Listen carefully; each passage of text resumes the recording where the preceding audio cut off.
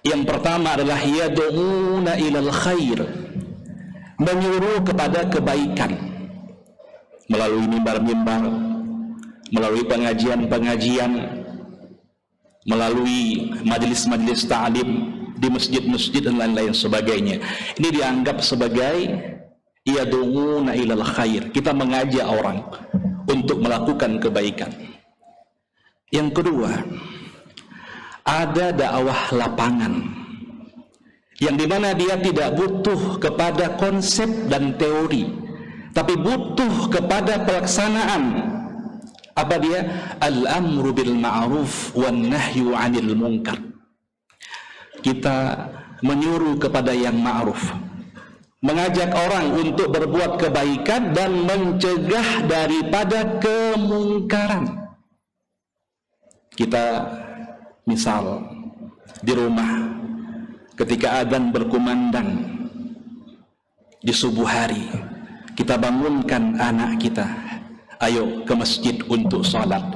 Itu dianggap sebagai amar ma'ruf, semua orang bisa lakukan. Atau kita di warung kopi, maaf, ketika adzan berkumandang, pemilik warung kopi langsung mengatakan, siapa yang berada dalam warung kopi ini silakan keluar. Maka dia telah mengajak orang untuk melaksanakan amar ma'ruf. Dan nahi mungkar, hadir rahimakumullah, mencegah orang daripada perbuatan-perbuatan yang mungkar.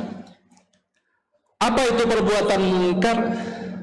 Kata Hasan Al-Jabnakah dalam kitabnya Al-Fiqhud Da'wah, kullu ma nahahu syari' wa kullu ma haramallahu wa rasuluhu. Setiap apa yang dilarang oleh syariat, setiap sesuatu yang Allah haramkan, itu dianggap adalah kemungkaran. Dan kita harus melakukan pencegahan terhadap kemungkaran itu sesuai dengan kemampuan kita. Misal, kita lagi naik mobil, naik motor misalnya di jalan raya, ada orang sedang ikhtilat. Ini ikhtilat diatur dalam kanun syariat. Ikhtilat artinya apa? Berdua-duaan di tempat terang-terangan. Kita melihat sekarang di jalan-jalan raya itu ramai sekali anak-anak muda. Mohon maaf, kalau dalam kacamata kami itu bukan suami istri, ya, ngeri sekali pelukan. Mohon maaf, adakah hati kita ingin mengatakan kepada dia, adik, tolong hormati syariat Islam? Itu aja sekedar kita mengatakan itu, berarti kita telah mencegah kemungkaran itu. Atau dalam tatanan yang paling tinggi, hadirin rahimakumullah, banyak ya juga saat ini orang-orang itu namanya khalwat, bersunyi-sunyi di tempat-tempat maksiat. Ada kafe yang remang-remang, ya, ini mengerikan, dan lain-lain sebagainya. Ada juga perhotelan yang tidak tahu kita bagaimana di dalamnya. Maka pemimpin misalnya bisa, ya, menghimbau orang-orang pemilik kafe itu untuk dilakukan pembinaan-pembinaan ataupun diberikan teguran-teguran. Ini disebut dengan nahi mungkar. Saat ini juga sangat merisihkan dalam masyarakat, hadirin rahimakumullah, itu pakaian-pakaian, bukan hanya perempuan yang kita lihat, maaf ya, membuka aurat dalam artian dia tutup auratnya tapi membungkus, nampak lekuk-lekuknya. Itu juga haram dalam agama, dan sudah juga menjadi tren saat ini. Laki-laki menampakkan lutut dan pahanya. Ini hati-hati, sudah banyak. Mungkin sebagian orang menganggap lutut itu tidak aurat, paha itu tidak aurat bagi laki-laki. Tidak, tetap itulah aurat. Sepakat ulama mengatakan bahwa lutut dan paha itu adalah aurat. Kalau kita jumpa di jalan, mungkin ada orang yang sedang, maaf ya, goes misalnya, sekarang lagi ngetren naik sepeda, ya, lututnya terbuka. Ada nggak kita menegur, mohon maaf, tolong tutup lututnya? Berarti kita telah mencegah kemungkaran itu, hadirin rahimakumullah. Bila kita biarkan, maka kita telah melewati satu perintah Allah dalam Quran yang kami sampaikan tadi, surah Ali Imran ayat, ya, 104. Hadirin rahimakumullah, dalam surah Ali Imran berikutnya ayat 110 juga Allah menegaskan. Kata Allah apa? Kuntum khaira ummatin ukhrijat linnas ta'muruna bil ma'ruf wa tanhauna 'anil munkar. Kalian adalah umat terbaik. Subhanallah. Ini hadirin rahimakumullah, kita diberikan oleh Allah dalam Quran itu sebuah gelar apa? Khaira ummah, umat terbaik. Manakala dakwah lapangan tadi kita lakukan, apa dia? Al-amru bil ma'ruf wan nahyu 'anil munkar. Imam Al-Qurtubi rahimahullah dalam kitab tafsirnya menyebutkan gelar ini bisa disandang oleh seorang muslim selama mereka mengerjakan amar ma'ruf dan nahi munkar. Kalau hanya sekedar maaf ya, pengajian banyak digelar di mana-mana, penuh pengajian banyak hadirin rahimakumullah, tapi dalam masyarakat, di pinggir-pinggir pantai, siapa yang mampu untuk menghalangi anak-anak muda itu berduaan? Siapa yang mampu menutup kafe-kafe yang remang-remang itu? Siapa yang mampu untuk menghalangi ada pasukan-pasukan orang-orang tertentu yang gowes itu, yang mereka punya kekuatan? Siapa yang mampu? Kalau bukan hadirin rahimakumullah, ada keinginan kita untuk melakukan yang namanya amar ma'ruf nahi munkar. Dan kata Imam Al-Qurtubi, bila ditinggalkan, kita tidak termasuk khaira ummah itu. Dan ini kita hati-hati hadirin rahimakumullah. Imam Ghazali mengatakan amar ma'ruf nahi munkar, wabil khusus nahi munkar, itu adalah perkara yang paling urgen dalam agama. Dan misi para nabi dan rasul-rasul terdahulu serta Nabi Muhammad adalah menegakkan yang ma'ruf dan mencegah kemungkaran. Bila ini ditinggalkan, maka misi itu tidak terlaksana dan Islam bisa hancur. Kita di Aceh itu apakah slogan saja syariat Islam, sekedar di kertas, sekedar di kanun, tidak diturunkan dalam bentuk nahi munkar tadi. Kalau seandainya masjid penuh, kafe-kafe juga penuh, tempat-tempat maksiat juga penuh, jalan-jalan raya juga penuh, siapa yang akan menghalangi atau mencegah daripada kemungkaran itu hadirin rahimakumullah? Untuk itu, mari kita tegakkan nahi munkar ini. Kita mampu mencegah sesuai dengan apa yang kita miliki. Rasulullah SAW bersabda dalam hadis riwayat Muslim menyebutkan, man ra'a minkum munkaran falyughayyirhu biyadihi fa in lam yastati' fa bi lisanihi fa in lam yastati' fa bi qalbihi wa dzalika adhaful iman. Barang siapa yang melihat kemungkaran itu dengan mata kepalanya, maka hendaklah yang pertama dia merubahnya dengan tangannya. Dalam syarah hadis disebutkan oleh Imam Nawawi rahimahullah, merubah dengan tangan yakni dengan kekuasaan. Kalau nggak sanggup dengan tangan, maka dengan lisannya. Kalau nggak sanggup, maka dengan hatinya, yakni kita membenci akan maksiat tersebut. Dan itulah selemah-lemah iman. Siapa yang berhak mencegah kemungkaran dengan kekuasaan hadirin rahimakumullah? Yang pertama sekali adalah pemimpin. Kullukum ra'in wa kullukum mas'ulun an ra'iyatihi. Setiap kalian itu pemimpin. Wal amiru mas'ulun an ra'iyatihi. Dan pemimpin itu dia bertanggung jawab atas kemaksiatan, kemungkaran yang terjadi di sekelilingnya hadirin rahimakumullah. Kalau ada pemimpin, baik itu presiden, mohon maaf, gubernur, kepala desa, di mana mereka melihat merajalela kemungkaran, kemaksiatan dalam kehidupan ini, tidak mereka cegah dan membiarkan begitu saja, maka mereka ikut menanggung dosa kelak di hadapan Allah. Wa huwa mas'ulun an ra'iyatihi, dan Allah akan bertanya kepada dia kelak hadirin rahimakumullah. Bagaimana peran pemerintah? Buat kanun.